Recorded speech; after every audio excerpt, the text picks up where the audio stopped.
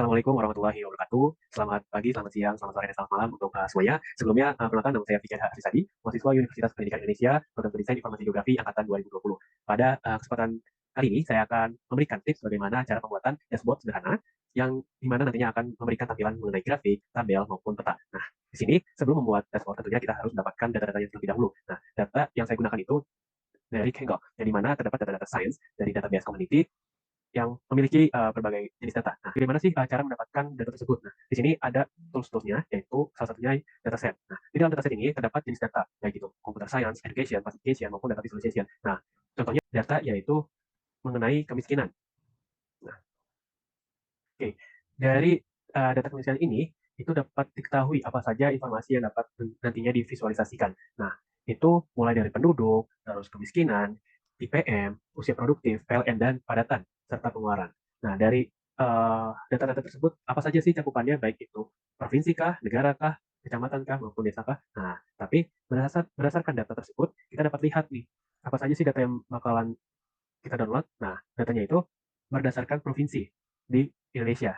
Nah, mulai dari Aceh hingga Papua nanti akan ada. Nah, itu gimana sih cara kita downloadnya? Nah, downloadnya itu tinggal diklik download, lalu akan masuk ke dalam file komputer masing-masing yang berformat CSV. Nah, lalu kita pindahkan sesuai dengan tempat folder masing-masing. Oke, di sini saya sudah ada.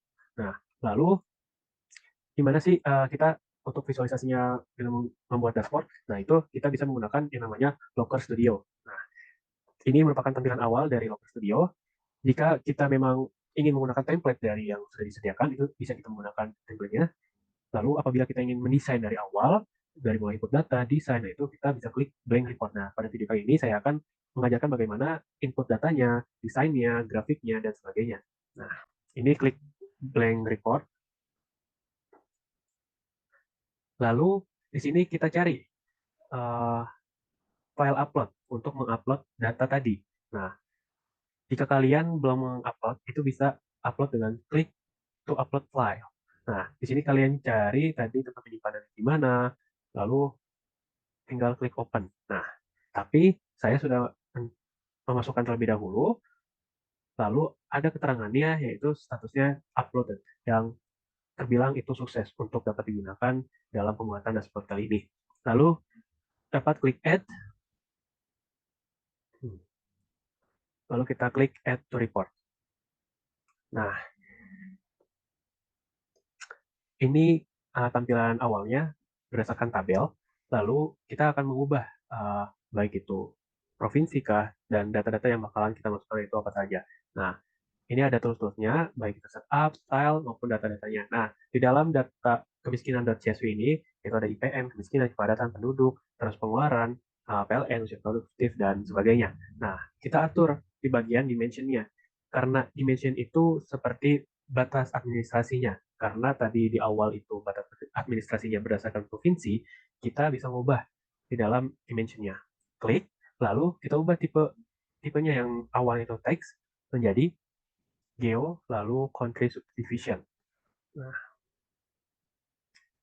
di sini kita juga dapat memasukkan matriksnya ataupun data yang bakal kita visualisasikan. Nah, ini record count-nya itu kita dapat ganti menjadi kemiskinan. Karena pada video kali ini kita judulnya itu pembuatan dashboard kemiskinan di Indonesia. Nah, lalu ini ada chart. Chartnya ini kita dapat pilih. Kita mau visualisasikan berdasarkan tabel, diagram batang dan garis, ataupun garis serta peta. Nah, jika kita ingin menampilkan peta, itu klik field map. Nah, oke, ini merupakan tampilan awal, tetapi data tersebut masih belum uh, terdapat perbedaan karena di dalam color metricnya itu masih record count, sehingga kita bisa memasukkan kembali data kemiskinan itu sendiri. Nah, baru terdapat perbedaan warna, yang dimana semakin warna gelap berarti kemiskinannya semakin tinggi. Nah, contohnya itu ada di wilayah Papua. Nah, bagaimana sih kita mengubah dari batas administrasinya yang awal berwarna hitam, lalu bagaimana kita mengubah warna birunya ini? Nah, itu dapat klik style, lalu kita ubah color-nya. Misalkan kita ingin yang paling tingginya itu merah, lalu paling sedangnya itu kuning, dan rendahnya itu hijau. Nah, itu untuk bagian areanya. Nah, bagaimana untuk mengubah dari batas administrasinya? Itu kita dapat mengubah di border color. Nah, misalkan kita ingin mengubah menjadi warna biru ataupun warna putih. Nah, ini hasilnya. Lalu, bagaimana kita menggunakan template dari uh, Locker Studio ini? Kita dapat klik Theme and Layout.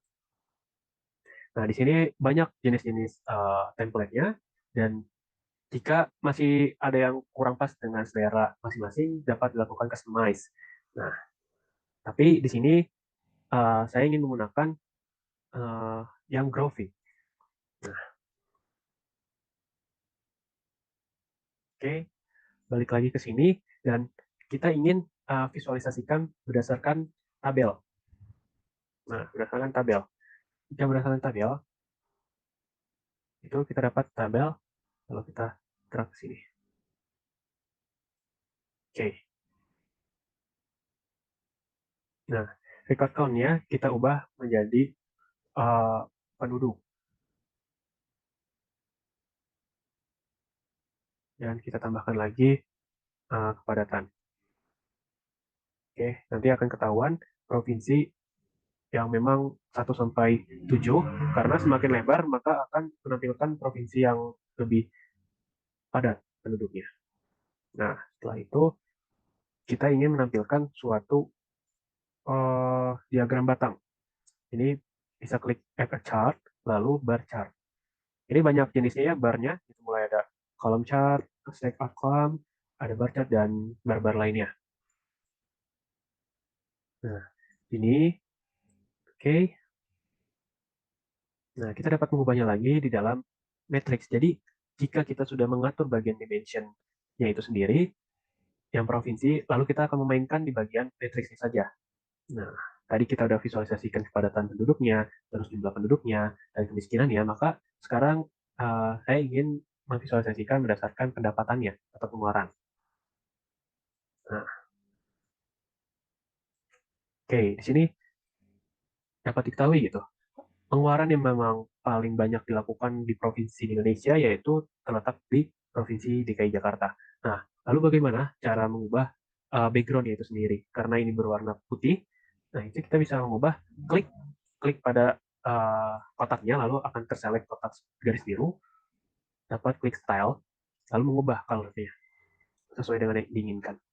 Nah, ini untuk yang color by itu mengubah warna pada diagram batangnya ini. Lalu kita dapat scroll ke bawah. Nah, ini untuk yang background and border. Jadi, untuk mengubah bagian background-nya. Contohnya yaitu kita mengubah jadi ini, lalu bagian atasnya itu lebih tua. Ini, oke. Nah, ini untuk visualisasi menggunakan Locker Studio. Nah, lalu kita bagaimana mengimport gambar dari komputer ataupun laptop kita ke dalam dashboard ini. Itu ada beberapa tahapan, ada 2 cara. Yang pertama itu kita dapat klik insert, lalu kita scroll, lalu kita klik image. Nah, tapi kalau mau lebih sederhana, kita dapat klik image bagian sini, lalu upload from komputer. Nah, contoh di sini karena saya mahasiswa UI, jadi saya ingin mengupload logo Universitas Pendidikan Indonesia sebagai identitas saya. Nah, lalu bagaimana cara memberikan teksnya?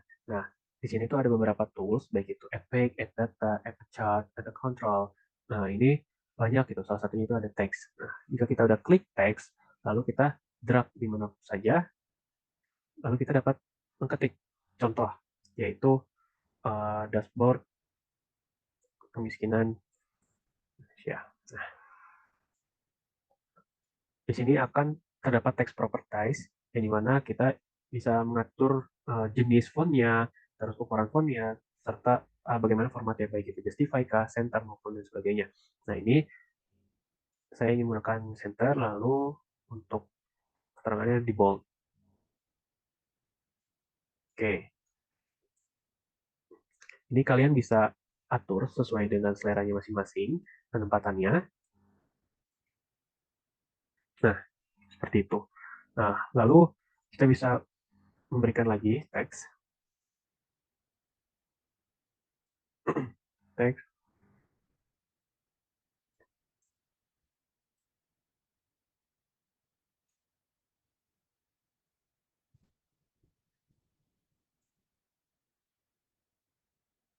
Nah, ini untuk identitas saya.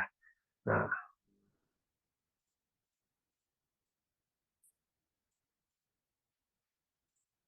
oke. Jadi kita dapat drag ke bawah.